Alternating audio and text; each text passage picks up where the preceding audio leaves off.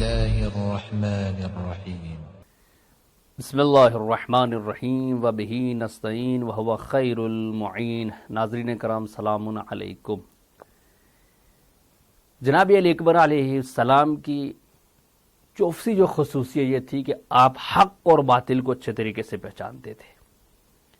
میں ان کی اس خصوصیت کے بارے میں ایک واقعہ آپ کے سامنے پیش کرنا چاہتا ہوں کہ جب امام حسین علیہ السلام کربلا کی طرف آ رہے تھے تو راستے میں ایک مقام پر پہنچے جہاں پر وہ بیٹھے اور انہوں نے اپنا سر مبارک جو ہے وہ اپنے زانوں پر رکھا اور تھوڑی دیر کے لیے سو گئے، اور جب سونے کے بعد نیند سے اٹھے ہیں تو انہوں نے فرمایا سمعتو کہ میں نے یہ سنا ہے، ایک آواز آئی ہے کہ جس کے اوپر سمعت ہاتفا یقول انتم تسرعون والمنایا تسرعو، کہ آپ لوگ جلدی آ رہے ہیں اور موت آپ کو جنت کی طرف لے جانے میں جلدی کر رہی ہے۔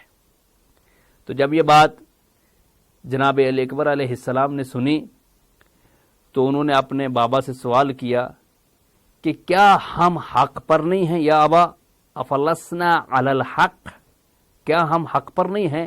تو امام حسین علیہ السلام نے فرمایا کہ یا بنیا، کیا میرے بیٹے، ہم بے شک ہم حق پر ہیں، مگر سب کو جو ہے وہ پلٹ کر اپنے پروردگار کی بارگاہ میں جانا ہے۔ تو حضرت علی اکبر علیہ السلام نے یہاں پہ یہ سوال کیونکہ ایسا نہیں ہے کہ جناب علی اکبر علیہ السلام کو یہ معلوم نہیں تھا کہ ہم حق پر ہیں، یعنی دو باتیں تھی وہاں پر۔ ایک یہ کہ جو وہاں پر دوسرے افراد موجود تھے انہیں یہ معلوم ہو جائے کہ ہم حق پر ہیں، اس لیے سوال کیا کہ سب کو معلوم ہو جائے کہ ہم جس راستے پر چل رہے ہیں وہ راستہ حق کا ہے۔ اور دوسری بات یہ ہے کہ جب آپ نے ایک امام حسین علیہ السلام نے یہ فرمایا کہ ہم حق پر ہیں تو تب امام جناب علی اکبر علیہ السلام فرماتے ہیں کہ اے بابا جان، جب ہم حق پر ہیں تو اب مجھے موت کا کوئی خوف نہیں ہے۔ یعنی زندگی اور موت میں اگر انسان کو کسی چیز کا انتخاب کرنا ہو تو وہ اس کا انتخاب کرے جو حق پر ہے۔ اگر موت حق والوں کے ساتھ ہے تو انسان کہ میں حق والوں کا ساتھ دوں گا اگرچہ میں مر جاؤں۔ حق اور باطل کی پہچان ضروری ہے۔ ایسا نہیں تھا کہ کربلا میں ہی ختم ہو گئی، نہیں، حسینیت اور یزیدیت حق اور باطل تھا۔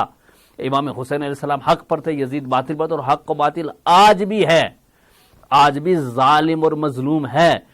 آج ہمارا فرض کیا ہے، آج ہماری ذمہ داری کیا ہے کہ اگر ہم جناب علی اکبر علیہ السلام کے ماننے والے نوجوان ہیں، اگر ہم ان کو فالو کر رہے ہیں تو ہمیں حق اور باطل کی پہچان ہو چاہیے، ہمیں ظالم اور مظلوم کے درمیان فرق ہونا چاہیے۔ ایسا نہیں ہے کہ ہم دیکھیں کہ حق پر اگر ہمارا کوئی رشتہ دار نہیں ہے تو تب بھی ہم اس کا ساتھ دیں گے، نہیں یہ حق ہے نا۔ آج ظالم کو اور مظلوم کو ہم پہچانیں، آج بھی یزیدیت ہے، آج بھی بیت المقدس پہ قبضہ ہے، ظالم ہے، وہاں پہ بھی مظلوم ہے، ہمیں بولنا پڑے گا کیونکہ ہم حسینیت کے ماننے والے۔ امام حسین نے بولا ہے میدان کربلا میں، کس کے لیے؟ حق کے لیے لڑے ہیں۔ آج ہمیں لڑنا حق کے لیے۔ اگر فلسطین میں ظلم ہو رہا ہے تو ہم اسرائیل کو ظالم کہنا ہوگا، اگر آج لبنان پہ ظلم ہو رہا ہے تو ہمیں امریکہ اور اسرائیل کو ظالم کہنا ہوگا، وہ مظلوم ہیں۔ جو لوگ ظلم کے خلاف لڑ رہے ہیں، آج کا یزید انہیں جو ہے وہ دہشت گرد کہہ کے جو ہے وہ اس لیے دہشت گرد کہہ رہا ہے کیونکہ وہ مظلوم کے ساتھ کھڑے ہیں اور ظلم کے خلاف لڑ رہے ہیں۔ نہیں، ہمیں یہ بولنا ہمارا فرض شرعی ذمہ داری ہے کہ ہم ان کا دفاع کریں۔ ایسا نہیں ہے کہ کربلا میں ختم، نہ، ہمارا یہ فرض ہے کہ ہم ان کا دفاع کریں۔ آج مغربی کنارے پہ اسرائیل قبضہ کرنے جا رہا ہے، اور آج سینچری جو ہے وہ ڈیل جو ہو رہی ہے اور جس میں عرب ممالک بھی شامل ہیں، لیکن سب خاموش ہیں کہ ہم بھی خاموش نہیں، ہماری یہ ذمہ داری نہیں، ہم بولیں گے کس کے خلاف؟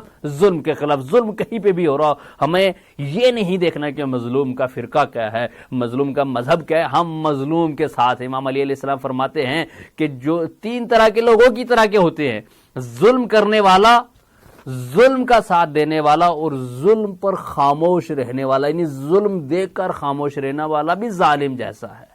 جس طرح وہ ظلم کرنے والے کا جو انجام ہوگا وہی ظلم کو دیکھ کر اس پر خاموش رہنے والا کا بھی انجام ہوگا۔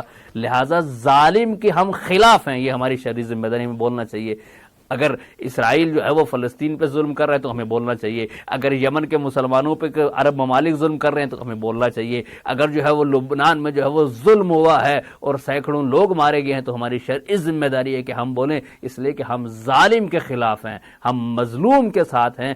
ظلم کوئی بھی کر رہا ہو، چاہے وہ کوئی اپنا ہو یا غیر ہو، ہم ظالم کی ہمیشہ مذمت کرتے ہیں۔ یہی اہل بیت نے ہمیں سکھایا ہے اور یہی ہمارا طریقہ اور یہی روش ہے اہل بیت کی جس پر ہمیں عمل کرنا ہے۔ والسلام علیکم ورحمۃ اللہ وبرکاتہ۔